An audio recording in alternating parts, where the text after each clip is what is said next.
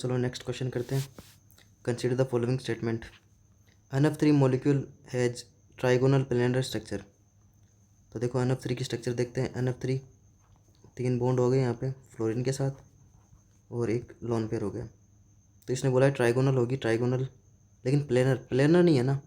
देखो यहाँ पे अपने पास लोन पेयर आ गया तो ट्राइगोनल पिरामिडल हो जाएगी। इस तरह से पिरामिड की शेप बन जाएगी, पीछे की तरफ ये बॉन्ड होगा और ये लोन पेयर, तो ट्राइगोनल पिरामिडल हो जाएगी, ट्राइगोनल प्लेनर नहीं होगी। तो ये स्टेटमेंट रॉन्ग हो गया। Bond length of N2 is shorter than O2।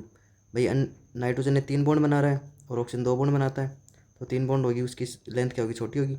तो ये स्टेटमेंट, सेकंड स्टेटमेंट हमारे पास करेक्ट है। आइसो इलेक्ट्रॉनिक मॉलिक्यूल और ion have identical bond order. देखो इसको देखो, 14 इलेक्ट्रॉन पे क्या होता है, बॉन्ड ऑर्डर 3 होता है, और 16 पे आधा कम हो जाता है 2.5, और 13 पे भी क्या हो जाएगा 2.5। तो देखो जो आइसो इलेक्ट्रॉनिक है, अगर अपन बात करें O2 प्लस की, O2 प्लस की बात करें तो इसका बॉन्ड ऑर्डर 3 होगा। और अगर अपन बात करते हैं N2, तो इसके पास भी 14 इलेक्ट्रॉन, इसके पास भी 14 इलेक्ट्रॉन, इसका भी क्या होगा 3 होगा।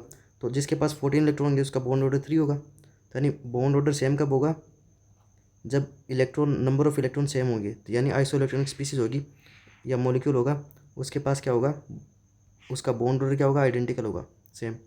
Dipole moment of H2S is higher than that of water. नहीं, देखो ऑक्सीजन की इलेक्ट्रोनेगेटिविटी ज़्यादा होती है, शेप दोनों की सेम है।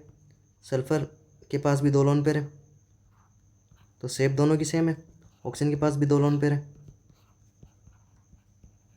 तो शेप तो दोनों की सेम है। ये अपनी तरफ, इसका अपनी तरफ सल्फ़र की तरफ, इसका भी ऑक्सीजन की तरफ, और इनका ऊपर की तरफ होगा लोन पेयर का।